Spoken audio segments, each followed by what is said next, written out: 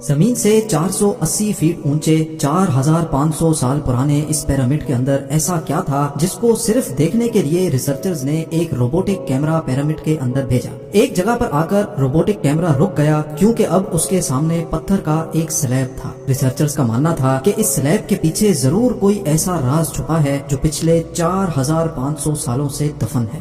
یہ راز ان کو ہر قیمت پر جاننا تھا، اس لیے انہوں نے روبوٹ کے آگے ایک ڈرل مشین لگائی جس نے اس پتھر کے سلیب میں باریک چھید کر دیا۔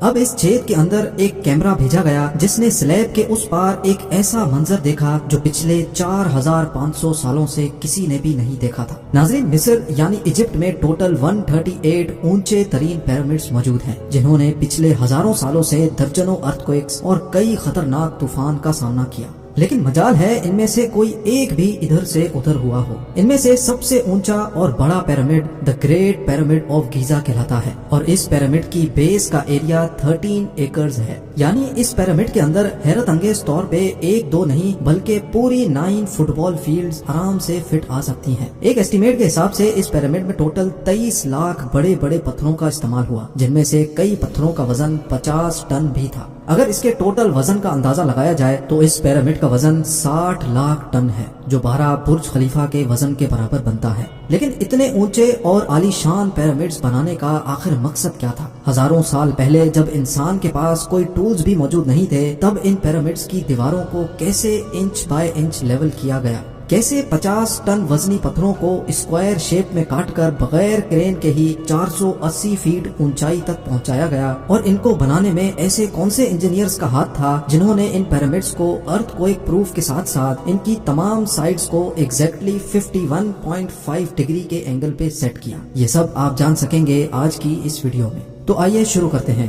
Challenge number 1۔ کئی صدیوں سے مختلف ریسرچ ٹیمز اس پیرامڈ کی کنسٹرکشن ٹیکنیک جاننے کے لیے سر جوڑ کر بیٹھی تھیں کہ آخر اس پیرامڈ کی ہر side exactly north, south, east اور ویسٹ پہ بغیر کمپس کے کیسے سیٹ کی گئی ہوں گی۔ کئی ایکسپرٹس کا ماننا ہے کہ اس ٹائم کے آرکیٹیکٹس نے سب سے پہلے ایسی زمین تلاش کی ہوگی جو لاکھوں ٹن وزنی پتھروں کا وزن جھیل سکے۔ اس کے بعد پولر سٹارز یعنی وہ ستارے جن کی مدد سے ارتھ کے پولز کا پتہ پڑتا ہے، ان کی مدد سے پیرامڈ کی ہر سائڈ کو مارک کیا گیا۔ نہ کوئی کمپس اور نہ ہی کوئی آپٹیکل انسٹرومنٹ، صرف اس بیسک ٹیکنیک سے ہزاروں سال پہلے اس پیرامڈ کی ڈائریکشن سیٹ کی گئی اور وہ بھی 0 ایررز کے ساتھ۔ Challenge number 2۔ اگلا چیلنج تھا زمین کو لیول کرنے کا۔ جس 13 ایکڑ کی زمین پر اس پیرامڈ کو بننا تھا، اس کا لیول تھوڑا سا بھی آؤٹ ہوتا تو 23 لاکھ پتھروں کے اس پہاڑ کا کھڑا ہونا بالکل بھی ممکن نہیں تھا۔ اب اس زمین کو لیول کرنے کے لیے اس ٹائم کے انجینئرز کے پاس نہ ہی لیزر لیولر تھا اور نہ ہی ببل لیول۔ ایکسپرٹس کا ماننا ہے کہ کنسٹرکشن سائٹ کی چاروں سائڈز پر کھڈا کر کے اس میں پانی ڈالا گیا ہوگا اور پھر ایک سائڈ کے پانی کے لیول سے دوسرے سائڈ کے پانی کے لیول کو میچ کیا گیا ہوگا۔ جو زمین کا حصہ پانی کے لیول سے میچ نہیں کر رہا ہوگا، اس کو چھینی اور ہتھوڑوں کی مدد سے کاٹ کر لیول کیا گیا ہوگا۔ کئی ایکسپرٹس کا ماننا ہے کہ اینشینٹ ایجپشنز نے اس سمپل ٹول کا بھی استعمال کیا، جس کی دونوں سائڈز پہ لکڑیاں اور اس کے ٹھیک سینٹر پہ ایک رسی سے پتھر بندھا ہوا ہے۔ اگر پتھر زمین سے ٹچ ہو گیا اور اس کی رسی ٹھیک سینٹر لائن پہ آ رہی ہوگی تو اس کا مطلب ہے کہ بیچ کی زمین پرفیکٹلی لیولڈ ہے۔ Challenge number 3۔ اب پیرامڈ کنسٹرکشن سائٹ پہ ڈائریکشنز بھی سیٹ تھیں، مارکنگز بھی ہو چکی تھیں اور زمین کا لیول بھی سیٹ تھا۔ اب باری تھی کنسٹرکشن سٹارٹ کرنے کی، جس کے لیے لاکھوں ٹن وزنی اور بڑے پتھر ریکوائرڈ تھے۔ لیکن یہ پتھر کاٹنے کے لیے نہ ہی ان کے پاس گرائنڈر تھے اور نہ ہی جیک ہیمرز، لیکن پھر بھی انہوں نے 50 ٹن وزنی پتھر کاٹے بھی اور ان کو اسکوائر یا ریکٹینگل شیپ بھی دیا۔ لیکن آخر کس کی مدد سے؟ جی ہاں، یہی وہ صرف ایک ٹول تھا جس کی مدد سے پتھروں کو کاٹا گیا۔ ایکسپرٹس کا ماننا ہے کہ پیرامڈ کی کنسٹرکشن پہ استعمال ہونے والی چھینی صرف کاپر سے ہی نہیں بنی تھی، کیونکہ ان کو بھی یہ بات معلوم تھی کہ کاپر نرم ہوتا ہے اور پتھر نہیں کاٹ سکتا، اس لیے اس میں ایک کیمیکل آرسینک بھی شامل کیا گیا تھا۔ کاپر اور آرسینک سے بنائی جانے والی یہ چھینی لکڑیوں کے ہتھوڑوں سے پتھروں پر ٹھوکی جاتی تھی اور کئی گھنٹوں کی محنت کے بعد بڑے بڑے پتھر شیپ میں لائے جاتے تھے۔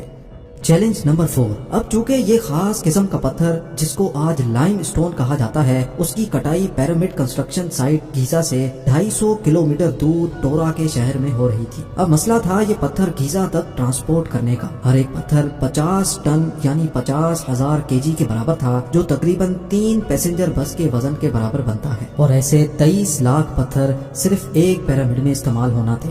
اتنا زیادہ وزن ٹرانسپورٹ کرنے کے لیے نہ ہی اس دور میں کوئی جانور کام آ سکتا تھا اور نہ ہی ان کے پاس ٹرکس موجود تھے۔ حتیٰ کہ اگر آج کل کے جدید دور میں بھی یہ کام کرنا پڑے تو ٹرانسپورٹ کمپنیز کو اچھا خاصا ٹف ٹائم آئے گا۔ حیرت انگیز طور پہ یہ کام ورکرز اور کشتیوں کی مدد سے کیا گیا۔ جی ہاں، ٹورا اور گیزا کے درمیان موجود ریور کا فائدہ اٹھایا گیا اور بڑی بڑی کشتیوں میں پتھر لاد کر پیرامڈ سائٹ پر پہنچائے گئے۔ ایکسپرٹس کا ماننا ہے کہ یہ کام اتنا آسان نہیں تھا۔ شپس میں اتنے بڑے پتھر کی لوڈنگ اور ان لوڈنگ میں کم سے کم بھی 500 مزدوروں کی آرمی ایک ہی وقت میں لگائی گئی ہوگی۔ Challenge number 5۔ جو ایکسپرٹس کی ٹیمز پیرامڈ کی کنسٹرکشن پر ریسرچ کر رہی تھی، ان کو اب اپنے کئی سوالوں کے جواب مل چکے تھے، لیکن ایک بات ان کو ہر وقت ستا رہی تھی کہ لائم سٹون کٹ بھی گئے، ٹرانسپورٹ بھی ہو گئے اور کنسٹرکشن کے دوران ایک کے اوپر ایک لگنا بھی شروع ہو گئے۔ مسئلہ یہ تھا کہ پتھر اتنی اونچائی تک آخر پہنچائے کیسے گئے ہوں گے۔